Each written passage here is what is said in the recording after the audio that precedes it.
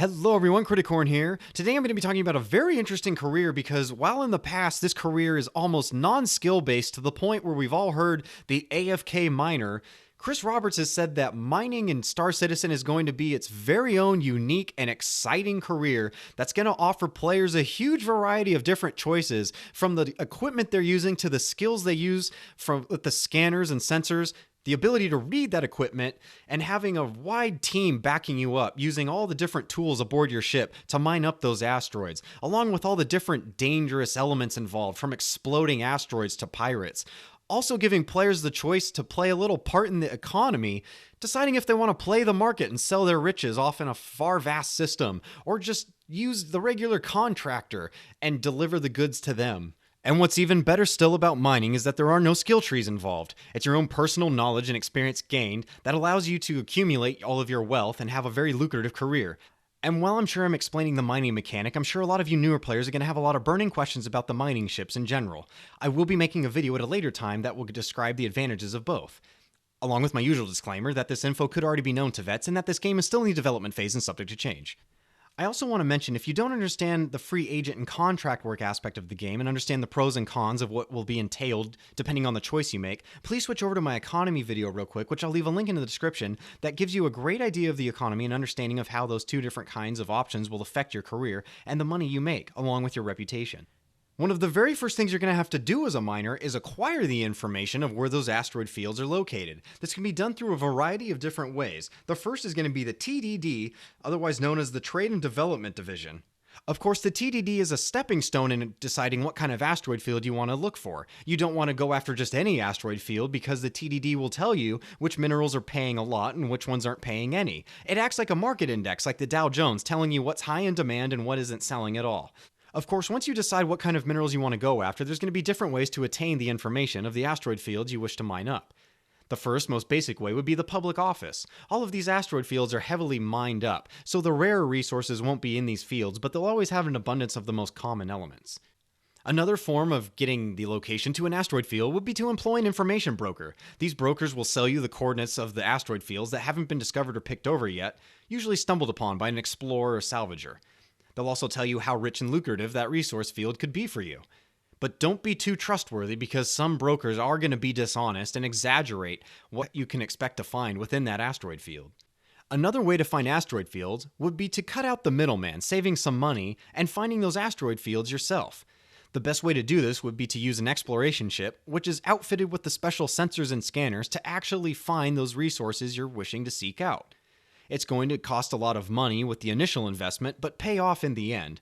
It's also going to take a lot of time to find those asteroid fields, and patience when you're going to be an explorer. So if you don't have a lot of time in your day, it's probably not going to be an option. But once the exploration ship is paid off, you're also going to be stumbling across a lot of salvage ships, which you then could sell that information to the information broker, making even more money on top of your asteroid fields that you found and mined up. Of course, the final form of finding these asteroid field locations would to be simply have the largest friends list you could possibly build, or joining an extremely large organization. With all the exploration ships and salvaging ships, they're all going to stumble across asteroid fields they don't need, and would be happy to give you the locations of those asteroid fields, as you would giving them the locations of salvaging ships or points of exploration. And while I am going to be talking about the Orion in this next step in the mining process, it's important to remember that the smaller mining ship is going to have all the same principles involved and require just as much skill to extract all the minerals from the asteroids. It's just going to be on a smaller scale.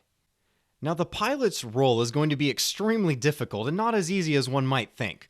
Flying a large giant ship through a big asteroid field that can cause large amounts of damage to the ship is going to be very challenging. Not only challenging, but to get the rare minerals, it's going to require the pilot to fly deep into the asteroid field where it gets extremely thick, maneuvering becoming incredibly tighter and potentially causing a lot of damage to the ship should the pilot not be able to avoid the rocks.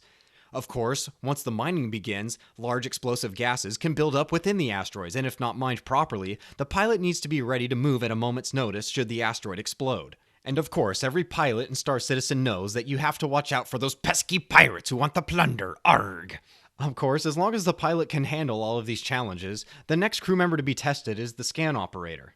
But of course, this is Star Citizen we're talking about. Scanning an asteroid isn't a simple point-and-click procedure. You'll be shooting missiles that need to be guided at correct trajectories, angles, and velocities through different cracks and fissures within the asteroid itself. If done successfully, the right information will be given to the beam operator, who can then dissect the asteroid appropriately without fracturing the asteroid and blowing it up, thus damaging the ship. Of course, being a beam operator is also going to come with its own skills and learning curve involved.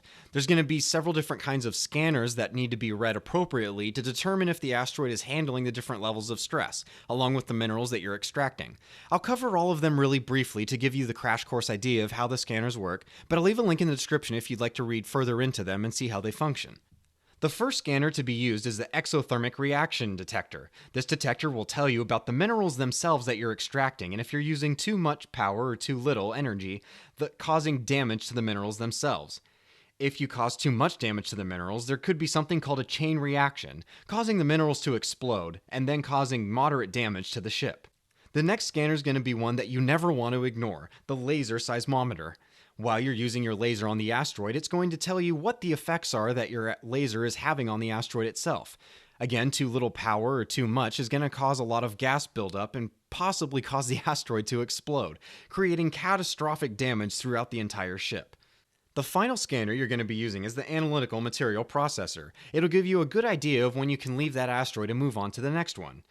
If you're going after the common elements, maybe when you hit the 2-3% mark, you could move on to another asteroid. But if you're going after the rare ones, you can see that you're going to have to tear that asteroid apart to get that small percentage of resource out of it. It's also important to note that you're essentially going to be second in command of the ship. You're in charge of the power distribution between the lasers and the ship engines and thrusters. You're going to be determining how fast and quickly that ship can move in a dangerous situation if you are using too much power in the mining lasers. It'll take a lot of skill and judgment on your part to know what's appropriate and what isn't.